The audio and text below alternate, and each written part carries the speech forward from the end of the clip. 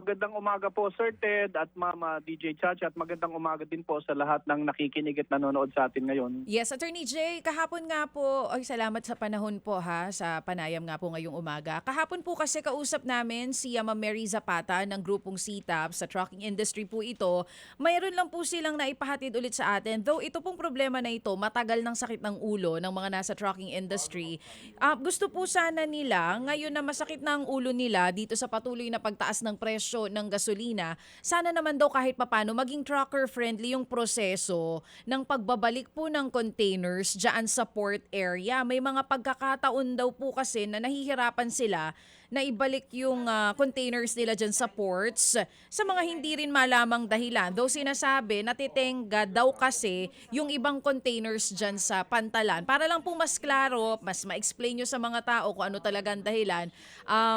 Attorney Jay, ano nga po ba kasi ang rason kung bakit nahihirapan pong magbalik ng containers itong mga nasa trucking industry? Okay po Ma'am Chacha, nadinig ko po yung panayam nyo kahapon kay Ma'am Mary at siguro po para mas maliwanagan po yung mga nakikinig sa atin, ma-explain ko muna po kung ano po yung mga yung mga bahagi po ng ating sitwasyon dito sa Pantalan. Unang-una po, yung pong nabanggit po ni Ma'am Mary din kahapon, yung pong mga private container yard, iba po yan sa Pantalan. Yung pong Pantalan po natin, diyan po umaatraka yung mga barko na nagdadala po ng mga kargamento at diyan po dumadaan yung mga kargamentong may laman at diyan din po dumadaan pagpalabas na po ng bansa natin yung mga containers po na wala na pong laman. Yung pong mga private container yard, normally po yan po ay ino-operate po ng mga pribadong container yard operator. Sa labas po yan ng Pantalan at yan po normally ang kausap po nila at kakontrata po nila dyan ay yung po mga shipping line. Kasi po, kumbaga sa Ma'am Chacha, namili ka ng soft drinks na debote, isosoli mo po yung bote na wala ng laman, yan po ay basyo. Kumbaga, yan po mga container natin sa mas simpleng usapin, basyo po yan. Ngayon po, sa statistics po kasi natin, roughly, sa 3 container po na pumapasok na may laman na iniimporta po natin, ang lumalabas po dyan na may laman lamang ay isa lamang out of 3 at yung pong 2 ay naiiwan po dito sa bansa natin na walang laman at yan po ay medyo may katagalan bago po may i-re-export. Kaya po nagkakaroon po tayo yung tinatawag pong imbalance kung saan yung pong pumasok ay mas konti po yung lumalabas. Kaya naiipon po dito sa bayan natin, sa bansa po natin, yung mga empty containers. Ngayon po, yan pong mga empty containers po na yan, parte po kasi ng barko yan, kumbaga tawag po nila diyan ay ship's gear, ano po yan, bale equipment po yan ng barko. So pumapasok po yan sa bayan natin, hindi po bayad yung mga duties and taxes niyan, hindi po yan nagbabayad sa Bureau of Customs at may exemption po kasi yan na sa loob po ng 90 araw, kailangan po ay mailabas na po ng Pilipinas ulit yan. Pero sa kasamaang palad po, dahil nga hindi naman po yan ma-re-export na may laman, naiiwan po yan dito sa Pilipinas nang mahigit pa po sa 90 days, kung kaya po naiipon po siya. Ang nagiging problema po ng mga truckers po kasi natin, kapag yan po ay naglabas po halimbawa ng kargamento po, so i-deliver na po yan sa warehouse, tatanggalin yung laman, yung pong empty na container, kailangan ibalik na po nila dyan sa mga private container yards po ng mga shipping lines. Ang problema po, pagdating po doon sa mga private container yards po ng mga shipping lines, punong-puno na po yung mga private container yards na yon dahil nga po sa nabanggit ko kanina, sa out of 3, 2 po ang naiiwan at yun po ang nagkakaroon po ng pag-iipon doon po sa mga private container yards. So in the meantime po na hindi po maibalik ng mga truckers po natin yung empty container nila, naiiwan po yan doon sa tinatawag na chassis na nakakabit po sa truck at yung naman pong truck nila ay hindi po makakuha ng ibang kargamento dahil wala pong chassis dahil yung pong container ay nakapatong po doon sa chassis po nila. Okay. So doon po sila nagkakaproblema ngayon. Oo, so ibig... Okay, sige. So go ahead. So sa problemang yon, ano solusyon? Okay. Ganito po Sir Ted, kung maaalala nyo po, siguro ilang taon na din po ang nakalipas, tayo po ay nag-propose po niyan, kung maalala nyo po yung tinatawag na TOP CRMS, na naging malaking balita din po yan. So back in 2022 po, yan po ang talagang naisip nating solusyon at ang kasama po nating naiwan na lang na nakatindig po dyan na talagang ipinupush ay si Ma'am Mary Zapata po. Ano, kaming dalawa na lang po ang naiwan dyan noong 2022 na naninindigan na yan po ang solusyon. Kaya lamang po, yan pong solusyon na yan, una po, kinontra po yan ng mga shipping lines. Ano ang solusyon na Kinontra ito, po yan ng sir, iba- sir, ano ang solusyon na ito? Again, ano ang actual solusyon? Ang actual na solusyon po niya ay paglabas po nung container. Yan po ay dadalhin po natin sa container yard po kung saan ang mag-ooperate po ay PPA dahil po hindi na nga po magkasya doon sa mga private container yard. Okay. Kaya lamang po kumontra po ang shipping line dahil gusto nila sa sarili lang container yard na hindi naman po magkasya. Yung pong mga private container yard operator, kumontra din po dahil mawawalan daw sila negosyo. Yung ibang truckers po, kumontra sila. At tayo po dyan ay pinatawag pa po sa Senado at pagdating po sa Senado, ang sabi sa atin ay huwag nating i-implement yan. At ang suma total po niyan, yan po ay pinakansela po ng Department of Transportation sa pamumuno pa po ni Secretary Bautista noong 2022 kaya hindi po natin na-implement yan. Yaang solusyon na yan sa inyong pong palagay, attorney, ang tanging solusyon ngayon?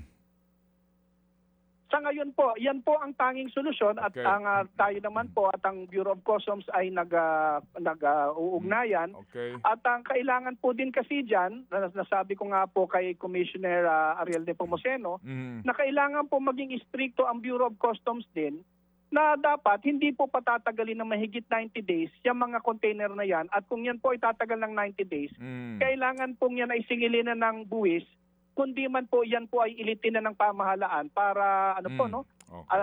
unang-una, ilabas ng shipping lines Okay. at yan po ay mapakinabangan na din po. Okay. Mawawalan ng negosyo ang mga private port operators kasi yung renta sa space, ganun ba yun? Opo, correct ko lang po, Sir Ted, private container yard po. I'm sorry. Hindi po private port operator, private Okay. container yard po. Private Opo. container So yard. mawawalan po sila ng negosyo. Pero ipuno nga sila eh.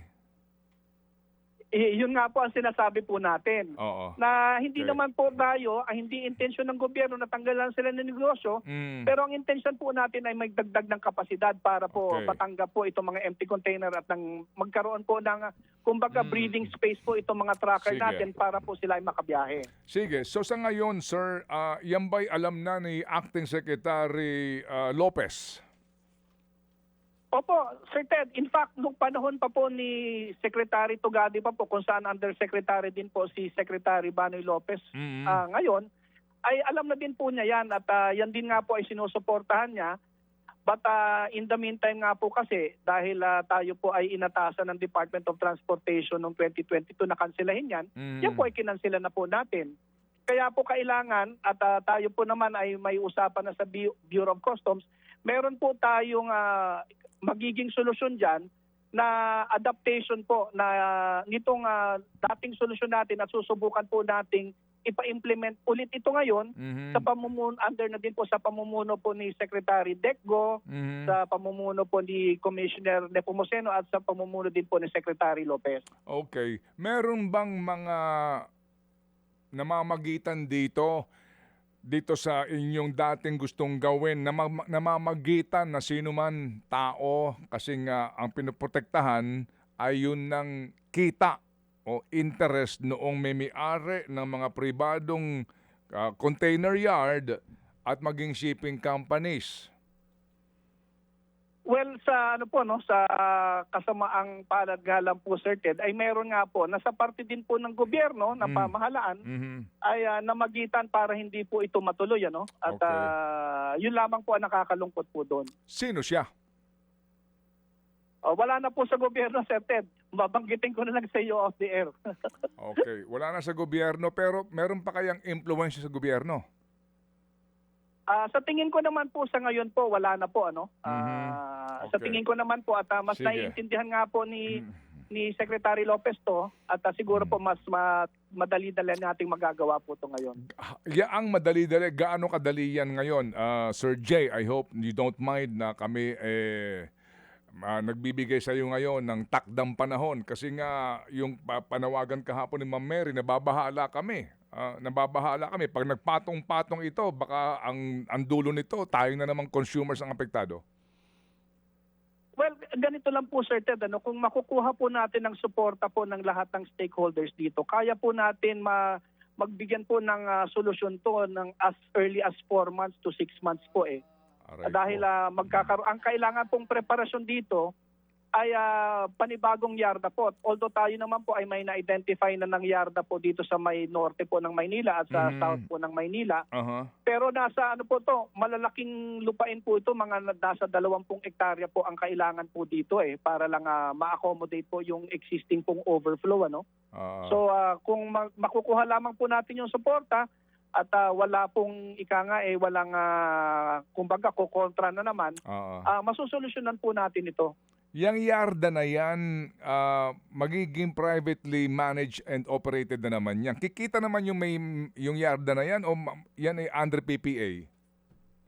Under PPA na po ito, Sir Ted, at ang aking pong instruction sa mga nag-aaral po dito at mag-i-implement po nito, ang kailangan po dito, yung anirereklamo din po kasi dati ng mga truckers sa mga private container yard, ay maliban po doon sa may resibo, parang na din po, may suhulan na din para maipasok nila yung mga kargamento, yung container nila. At ang akin pong instruction, basta ibalik nyo lamang po dito sa container yard na operate ng PPA, hindi na po sila sisingilin at kami na lamang po ng shipping line sa mag-uusap dyan. Basta Okay. isoli lang po nila. Sige, so ibig sabihin, ito kasi mga container na ito, may-ari shipping company, right? Okay. So ngayon, Tama po. tama. So ang container na yan, kapag yan ay yung ipinarada sa yarda na ito, magbabayad ka ng space, di ba? Tama po, Sir Okay. Ted. So itong yardang ito under PPA, kikita dito ang gobyerno kasi PPA ito. Tama po, Sir Ted. Pero, kikita po, pero ang mangyayari po dito, dahil regulated po ang pwedeng singilin ng PPA, Oo. maiiwasan po natin yung mga, yung mga sinisingil po na hindi naman inootorisa ng pamahalaan. Yung sinasabing mawawala ng kita ang mga shipping companies, nababahala sila kasi kahit na punong-puno sila, yung kanilang mga lalagyan dito, kumbaga, pag ito'y binuksan na, magiging pag nagkataon, baka eventually, mas marami ng pumarada dito sa yardang na under PPA. Ganun yun. Well, may posibilidad po ng ganon, Sir Ted. Pero ang sabi nga po natin, kung enough naman po yung yarda nila, wala namang Yes. problema tayo Kaya po nga, hindi kaya nga. nakikipagkumpetensya sa kanila. Kaya Opo. nga, kaya nga, ito yung sitwasyon kumbaga, yung po na naman pong kasakiman sa pera na mawawala sa kanila. Kumbaga, hindi na bali magdusa kayong lahat dyan, magsakripisyo kayong lahat dyan. Oo, hindi namin tatanggapin niya, wala kaming space pero dapat wala kaming kakumpetensya. Di ba? Wala kaming threat. Tama po, Sir Ted. Yan yun Basically, yan yun Tama po yung sinabi nyo. Tama po. Di Opo, po- tama po kayo. Yun yun Dito ba kailangan pa ng presidente ng Pilipinas ang makialam dito o kakayanin na ito sa level lamang ng DOTR o kailangan pang ito ay i-vlog ni presidente na pinakialaman ko na ang problema dyan sa pantalan. Alam niyo yun? Alam nyo po, Sir Ted, ang istorya po kasi nitong solusyon na ito, noong 2022, ito po ay inaprubahan na po ito ni Presidente. Kaya lamang po nung i-implement na, hindi ko din nga po alam kung ano nangyari. At pagdating po sa Department of Transportation, ito po ay nabinbin at hindi na po bumaba yung order na i-implement po ito. Okay, sige po. So kami aantabay. Kung meron po kayong update tungkol dyan, kami po makikibalita sa inyo. Salamat po sa inyo pong panahon, Attorney Jay. At kami po mas naliwanagan po kami sa issue. Okay. Sir Ted, maraming salamat po. At kung mamarapatin nyo po, mag-update din po ako sa iyo sa huling pag-uusap natin na sa kabutihang palad po ay napa-approve na po natin sa board po ng PPA na tayo po ay magpo-procure na po ngayong taon ng additional po na mga way bridges or yung truck scale po sa mga pantalan po natin. At yan po ay i-implement din po natin sa taong ito. At maraming salamat po sa inyong pagpapaalala po last time. Ilan ito na pantalan na magkakaroon na ho ng way bridges? Well, ang instruction po dito, lahat na po ng pantalan natin, lagyan po. Okay. Yun po ang instruction ng board. Yan ang maganda para wala nang katwiran, di ba, na hindi tinitimbang yung rolling cargos na ikinakarga sa mga roro. O sige po, so salamat Tama po po. at Yes po. maligayang Babalitaan bate. ko po kayo, Sir Ted. Opo. Thank you, Maraming Attorney. salamat po. Thank you very much, Attorney Jay Santiago ng PPA. Mga kapatid, para sa iba pang mga balita at impormasyon, sundan niyo po kami sa X, Instagram, Facebook at syempre sa TikTok, True Network PH. Mag-subscribe din po kayo sa aming YouTube channel, True Network. May website din po tayo, truenetwork.ph, at pwede niyo rin po kaming mapanood sa Channel 19 ng aming True FM TV. Lagi pa rin makinig sa radyo dito po sa 105.9 True FM dahil dito, laging true sa'yo, kapatid. Tayo sa totoo, tunay at tapat.